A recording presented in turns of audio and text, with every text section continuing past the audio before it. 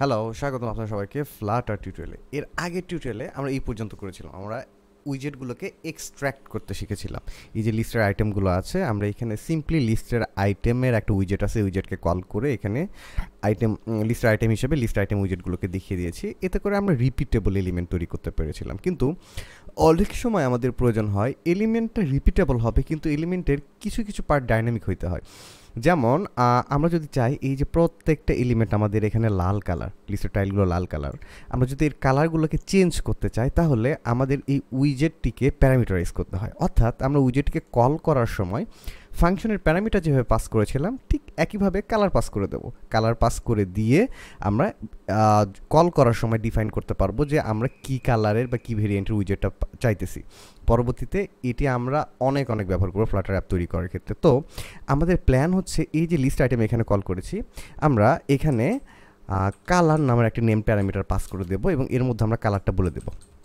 Colour dot এখানে যদি আমি গ্রিন দেই তাহলে হইতেছে গ্রিন কালারের আমার এখানে লিস্ট আইটেমটা আসা উচিত। তো আমরা অবশ্যই ডার্ট শিখেছি, ডার্টের মধ্যে নেম প্যারামিটার ফাংশনের মধ্যে কীভাবে পাস করতে হয় সেটা শিখেছি। যদি সমস্যা হয় তাহলে আপনি সেই ভিডিওটিতে ফেরত যান এবং সেই ভিডিওটি দেখে একটু ঝালাই করে নিন।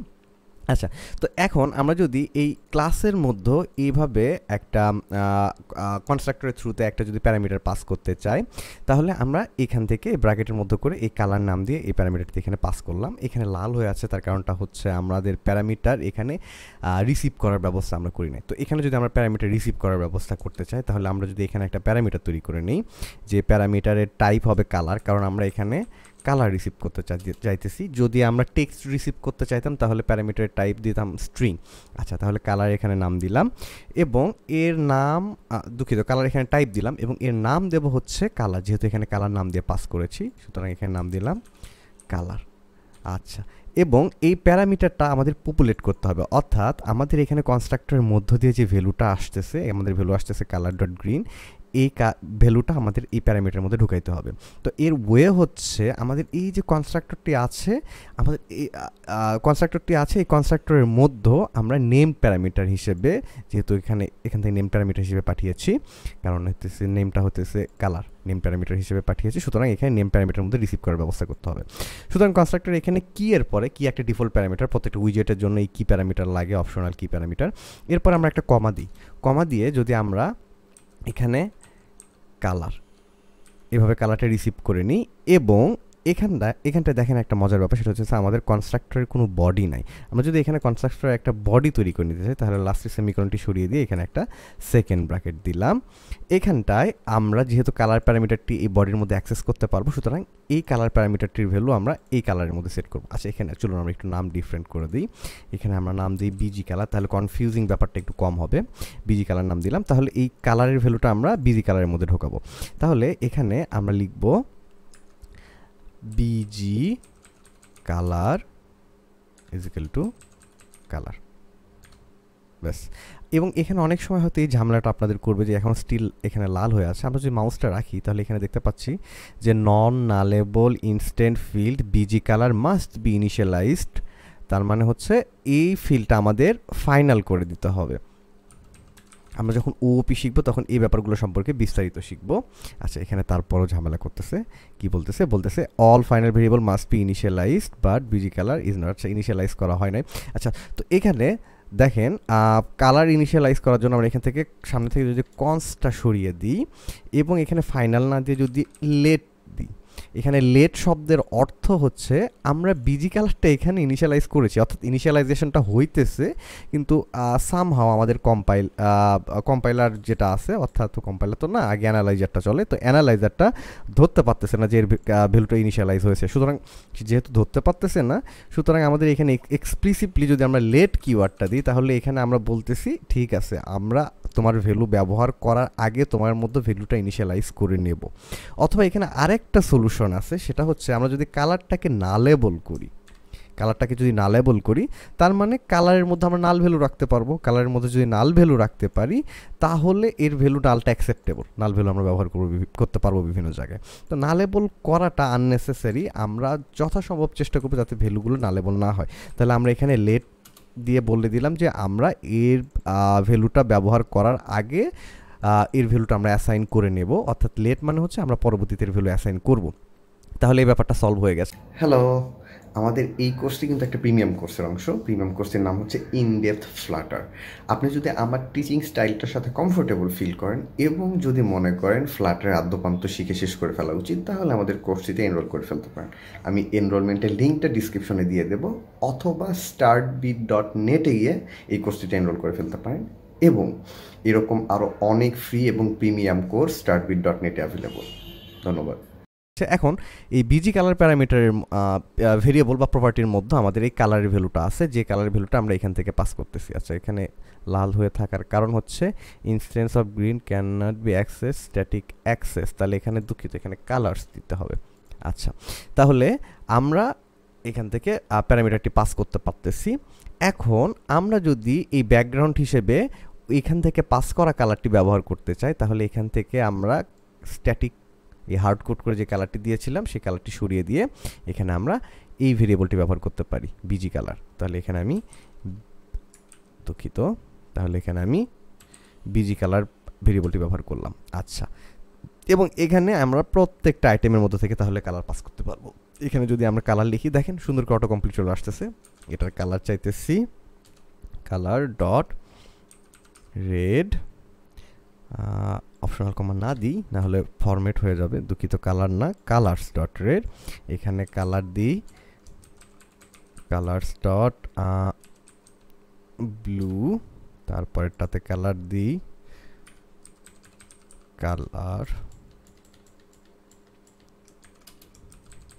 Colours dot purple. আমি এক কাজ করি, এইটুকু কপি করে নিয়ে বারবার পেস্ট করি। কপি করে নিলাম,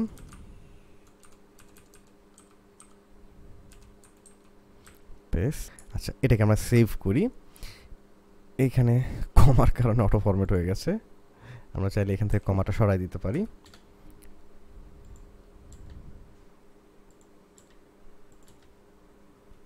আচ্ছা, সেভ।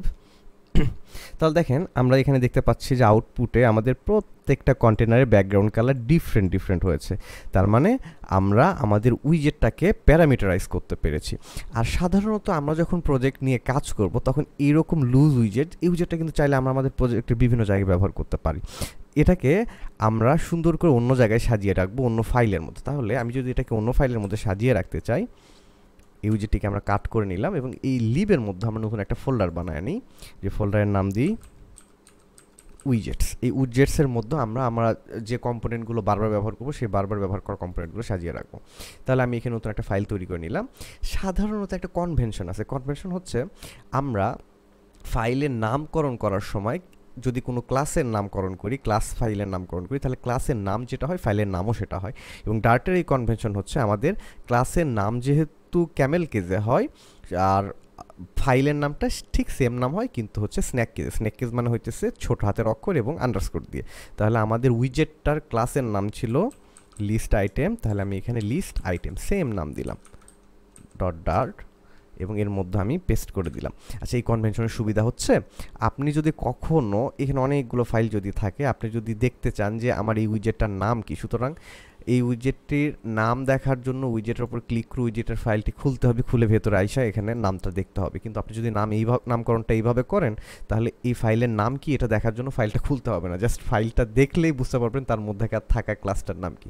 আচ্ছা, এখানে আমাদের import missing, material import missing, তাই আমরা এই স্টেটলেস উইজেট, এই যে লাল আন্ডারলাইন যেখানে হয়ে আছে তার উপর মাউসটা নিয়ে control dot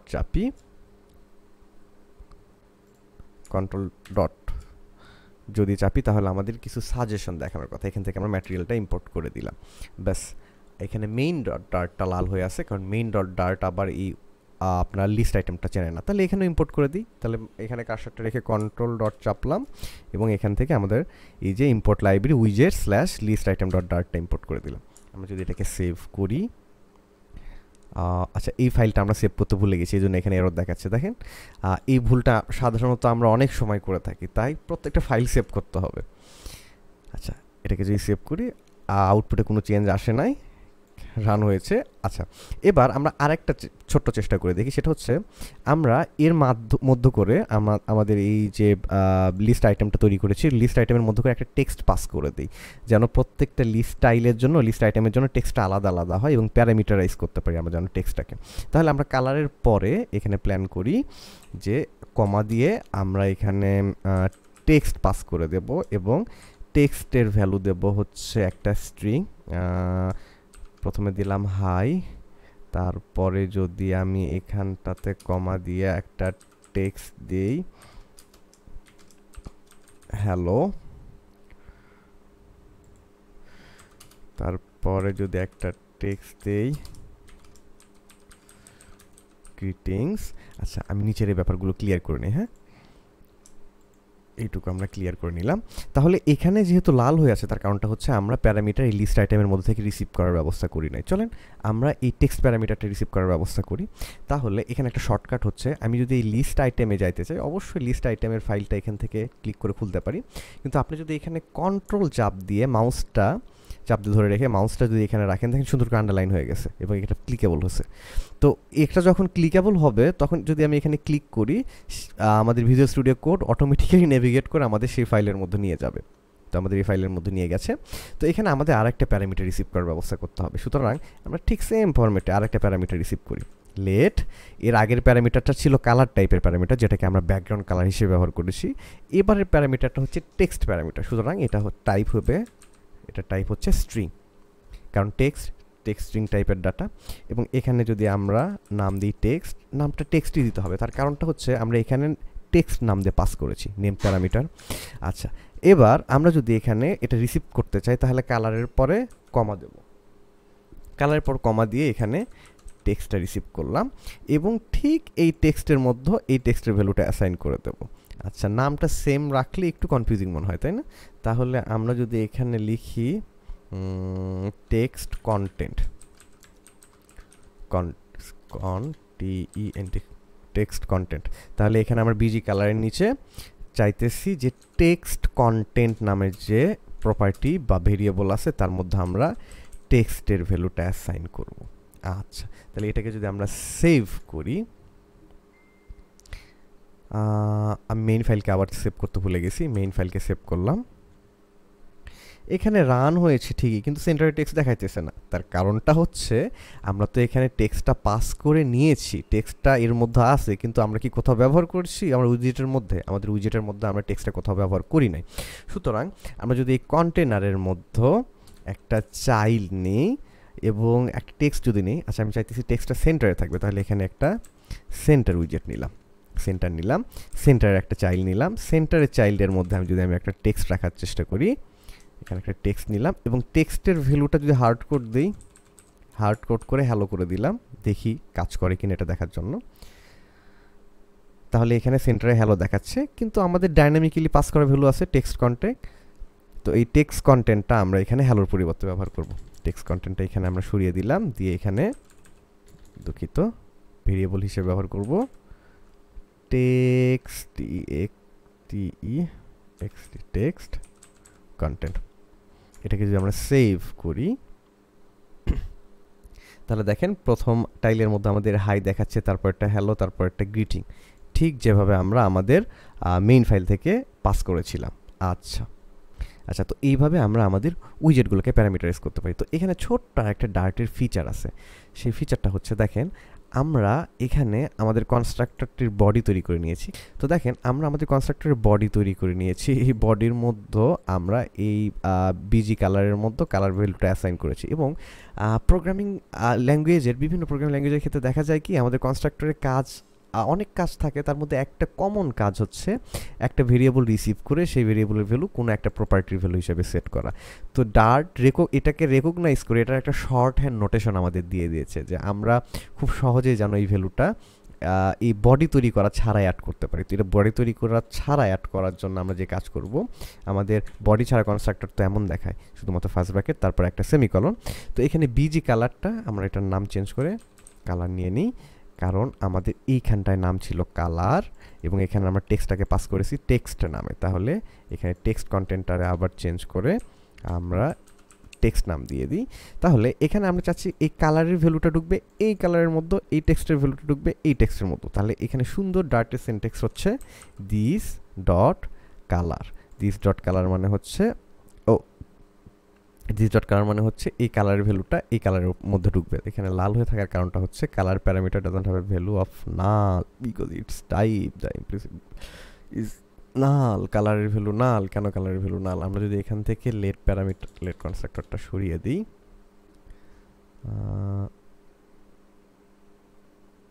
colour can't have a value of null. আচ্ছা, কুইক ফিক্স। ও আচ্ছা, এখানে একটা ব্যাপার, সেটা হচ্ছে আমরা যদি এখানে কোশ্চেন মার্ক দিই তাহলে দেখেন এখানে এটা আসতেছে না। তার কারণটা হচ্ছে আমাদের নেম প্যারামিটারগুলো বাই ডিফল্ট অপশনাল হয়, চাইলে আমরা এটাকে পাস করতে পারি বা চাইলে নাও পাস করতে পারি। তাই এখানে দেখেন এররটা পুরো আমাদের মেক সেন্স করে কিনা। বলতেছে the parameter colour can not have value of null. তার মানে যেহেতু এটা রিকোয়ার্ড প্যারামিটার না, সুতরাং এর ভ্যালু নাল হইতে পারে। কিন্তু আমরা এখানে ডাটা টাইপের ক্ষেত্রে বলে দিছি যে আমাদের ডাটাটা নালেবল না, অর্থাৎ এখানে নাল ভ্যালু রাখতে পারবো না। সুতরাং আমরা এখানে এই সমস্যাটা সলিউশন করব। দুইটা সলিউশন হতে পারে, একটা হচ্ছে কোশ্চেন মার্ক দিয়ে নালেবল করে নেওয়া, এটা ব্যাড প্র্যাকটিস, এটা করবেন না। তার কারণটা হচ্ছে এর ভ্যালু যদি নাল থেকেই যায় এবং নিচে যদি কখনো আমরা এর ভ্যালু ব্যবহার করতে যাই তাহলে এখানে নাল ভ্যালু পাইলে সে নাল পয়েন্ট এক্সেপশন খেয়ে বুঝবে। সুতরাং এখানে আমরা যথাসম্ভব চেষ্টা করব নালেবল ভ্যালুগুলো এড়িয়ে চলার। তাহলে এখানে ফিক্সটা হচ্ছে আমরা যদি এই প্যারামিটারটাকে রিকোয়ার্ড করে দিই তাহলে সামনে একটা রিকোয়ার্ড কিওয়ার্ড লিখতে হবে। রিকোয়ার্ড কিওয়ার্ড লিখলে এই ভ্যালুটা পাস করা ছাড়া আমরা এই উইজেটটাকে কল করতে পারবো না। ঠিক টেক্সটের জন্য একই কাজই করি আমরা। এখানে আমরা রিকোয়ার্ড লিখলাম, তারপর দিস ডট টেক্সট। তাহলে এই দিস ডট কালার ডার্টের এই শর্ট হ্যান্ড সিনট্যাক্সের কাজ হচ্ছে এই যে কালার নামে সে ভ্যালু পাস করে নিয়ে আসবে, নিয়ে এসে সেম নামের যে প্যারামিটার আছে এই প্যারামিটারের মধ্যে ভ্যালুটা অ্যাসাইন করবে। মানে কনস্ট্রাক্টরের বডি তৈরি করে আমরা যে কাজ করেছিলাম সেটা সে শর্টকাটে করতেছে। এই টেক্সট নামে একটা ভ্যালু নিয়ে আসবে, আমরা যে ভ্যালুটা এখান থেকে পাস করেছি সেই ভ্যালুটা নিয়ে সে দিস এটা রেফার করতেছে এই যে স্ট্রিং, এই স্ট্রিংয়ের এই টেক্সটের মধ্যে সে ইনিশিয়ালাইজ করবে। আমরা তাহলে এবার লেট প্যারামিটারটা সরিয়ে ফেলতে পারি। তার কারণটা হচ্ছে কনস্ট্রাক্টর কল হওয়ার সময় ইনস্ট্যান্ট ভ্যালুটা অ্যাসাইন হইতেছে আমাদের। এর আগেও এই ওয়ার্নিং দেখানোটা উচিত ছিল না, কিন্তু কেন জানি অ্যানালাইজারটা দেখাইছে, অথবা আমারও ভুল হইতে পারে। আচ্ছা, তাহলে এখানে আরেকটা ভালো প্র্যাকটিস হচ্ছে যে ভেরিয়েবলগুলোর ভ্যালু আমরা এই কনস্ট্রাক্টরের থ্রুতে অ্যাসাইন করি সেই ভেরিয়েবলগুলোকে ফাইনাল বানানো হচ্ছে খুব ভালো প্র্যাকটিস। এই রিজনটা আমরা পরে জানবো। তো এটা হচ্ছে একটা ভালো প্র্যাকটিস। এবং এখানে যদি আমরা এটাকে ফাইনাল বানাই, অর্থাৎ কনস্ট্রাক্টরের থ্রুতে যে ভ্যালুগুলো পপুলেট হচ্ছে, অর্থাৎ যতগুলো প্রপার্টি আছে ক্লাসে সবগুলো যদি ফাইনাল হয় তাহলে কনস্ট্রাক্টরটা কনস টাইপের কনস্ট্রাক্টর হইতে পারে। তো এটা ভালো প্র্যাকটিস যে আমাদের সবসময় চেষ্টা করতে হবে প্রত্যেকটা ভ্যালু যেন আমরা ফাইনাল রাখতে পারি এবং কনস্ট্রাক্টরটা যেন কনস রাখতে পারি। এর রিজন আমি পরে ব্যাখ্যা করব। আচ্ছা, তো তাহলে দেখেন এখানে কালার, এখানে লাল হয়ে আছে, তার কারণটা হচ্ছে নামটা ম্যাচ করতেছে না। এখানে নামটা আমরা কালার দিয়ে দিলাম এবং টেক্সটার ক্ষেত্রে আমরা টেক্সট দিয়ে দিলাম। এটাকে যদি আমি সেভ করি তাহলে আউটপুটে কোনো চেঞ্জ আসছে না। আচ্ছা, একটু মনের শান্তির জন্য চেঞ্জ নিয়ে আসা দরকার আছে। সামনের হাইটটাকে মুছে দিয়ে এখানে বু লিখি, দেখেন আউটপুটে আমরা চেঞ্জটা দেখতে পাচ্ছি। তো এইভাবে আমরা আমাদের উইজেটগুলোকে প্যারামিটারাইজ করব। সাধারণত আমরা যখন ইউআই ডিজাইন করব, একটা ইউআই ডিজাইন করতে গেলে একটা ফাইলের মধ্যে অনেকগুলো কোড হয়ে যায়। তো এই অনেকগুলো কোডের মধ্যে কিছু কিছু উইজেট আছে যেগুলো রিউজেবল, অর্থাৎ বিভিন্ন পেজে আমরা ব্যবহার করি। সেই উইজেটগুলোকে আমরা ঠিক এইভাবে এক্সট্র্যাক্ট করে আলাদা ফাইলের মধ্যে নেব এবং এই প্রয়োজনীয় পার্টগুলো, যে টাইপ পার্টগুলো বা যে অংশগুলো ডাইনামিক হবে সেইগুলোকে এইভাবে প্যারামিটারাইজ করব। তো ধন্যবাদ টিউটোরিয়ালটি দেখার জন্য।